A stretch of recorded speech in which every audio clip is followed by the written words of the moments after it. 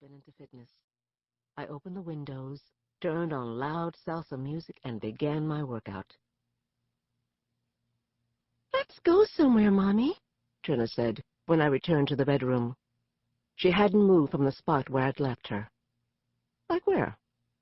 Trina paused for a moment, considering her options, confident, now that the morning had begun with her first request being granted, that her every bidding would be honored.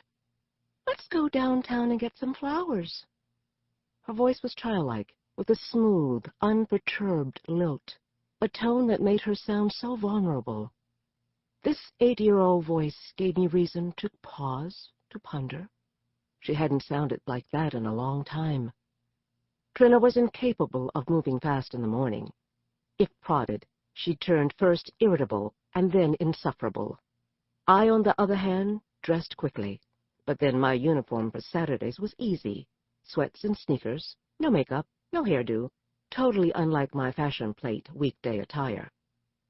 From the kitchen, I could hear Trina thumping around inside her room, opening and slamming drawers. She was her own personal tornado. The mess she'd leave behind when she finally descended would be a viable submission for a Guinness record. Hoping she wouldn't take forever, I made breakfast, cleaning up and putting away things as I cooked. The birthday cake I'd baked was still on the counter, the 18 candles intact. The stove, floor, and sink were spotless. If I couldn't control my child, at least I was in charge of my kitchen. When she was finally dressed, Trina bounded down the stairs like an exuberant puppy. "You fixed breakfast! Yummy!" There it was again, the baby voice. I made breakfast most days. Not that I'm such a little Betty Crocker, but because Trina had to eat well. We sat at the kitchen table and gobbled up the non-fat bran muffins, scrambled eggs, and oatmeal I'd prepared. I poured hot coffee for me and orange juice for Trina. Taking the plates to the sink to scrape them, I could see Trina from the corner of my eye, stealing a sip from my cup. My shoulders tightened, inched upward. Trina wasn't supposed to have caffeine. But then she reached for the small bottle of pink pills that was between the salt and pepper shakers. She shook out one, placed it carefully in her mouth, and swallowed it with a hot liquid. For the last 3 or 4 months, I hadn't had to remind her. She took another sip of coffee, and then several more. Maybe she was having trouble swallowing the pill. "You don't have to keep staring at me," she said when I sat back down. "I know what I have to do. I want to go to school in September." "I'm not worried, sweetie." Some days that was true. Crenshaw Boulevard was just beginning to open its eyes as we made our way down from the hills of View Park, the quiet neighborhood that looms above the usually bustling business district. It was just after 8 o'clock, and the mall was still closed, of course, as were most of the stores that lined the street. But the small army of hucksters whose domain was the block just north of Slauson Boulevard had already queued up. Their wares were arranged neatly on tables near the backs of their vans or on portable shelves that were as close to the oncoming traffic as was legally possible. I beeped my horn as I passed Fishman, a portly gentleman who sold fresh salmon from the back of a white van at prices that were far lower than at the grocery store. A few feet away, Mr. Bean Pie, representing the capitalist interests of the Nation of Islam, clad in the requisite suit and bow tie, hawked newspapers and mouth-watering pies created from the lowly navy bean to drive a stop to the red light. The last enterprise zone belonged to Crenshaw's most ubiquitous sales force, the incense people. Based on the sheer size of the IP workforce, it was a wonder that a mushroom cloud wasn't hovering over South Central at all times. Either we were the dope-smokingest folks in the city, or we were meditating around the clock. Maybe both. The light ahead of me flashed yellow, and I sped up to get across the street. Just as I pressed down on the gas, I heard, "Trina! Keri!" a loud, exuberant yell. Trina turned around, and I glanced in the rearview mirror. A teenage boy in the car next to us was waving and shouting. "Mom, that's PJ! Yo, PJ, what's up?" Trina screamed out the window. I waved. My ex-boyfriend's son was one of my favorite people, and I hadn't seen him in the months since I'd broken up with his dad. "Thanks for the cash!" he yelled, as his car sped away. "You're welcome," I hollered back, then chuckled. Only 2 weeks earlier, I'd stuck 320s into a birthday card and mailed it to him. Trina and I had been going to the flower district since we first moved to L.A. from Atlanta, nearly 10 years earlier.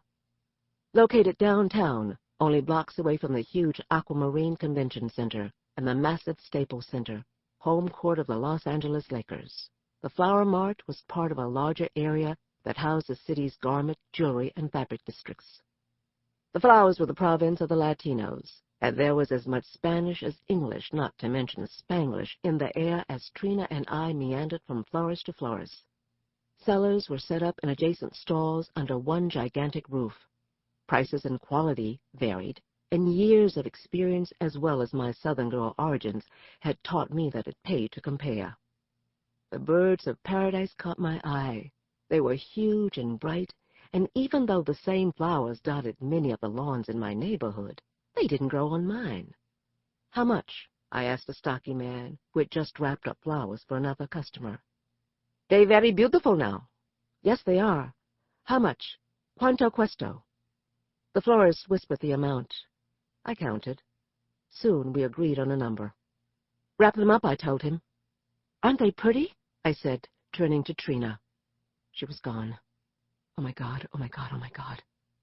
Within 10 minutes, I had raced through the entire building, including the restroom, and that was when the bubble of panic that was welling up inside me began to burst. I wanted to go, find a loudspeaker, get on it, and plead for my daughter's safe return. I combed through the place once more. All I could hear was the awful hammering in my chest. She's gone, she's gone, she's gone. Outside, the sun was glaring. I shielded my eyes with my hands as I trudged up and down the block. Hysteria was gripping me by the throat by the time I stopped to stare. Trina was at the end of the street, talking animatedly to a tall, dirty man who appeared to be part of the legions of the homeless who congregated not far from the commercial area. "Trina!" I raced to the corner, my heart banging against my chest.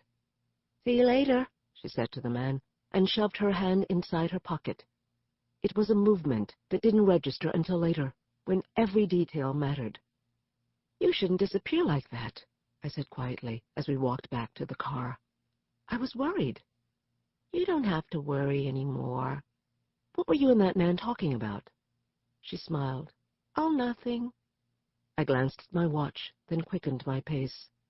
"I have to go to the shop," I told Trina. Resale clothing stores are big in L.A. I owned a handful of shops that offered designer resale exclusively. In the entertainment capital of the world, the hook was elementary. All you have to do was imply that some star had worn this or that, and the ladies who lunched were dying to buy it. Business at Good as New had gone from steady to fantastic since I opened the doors 8 years ago.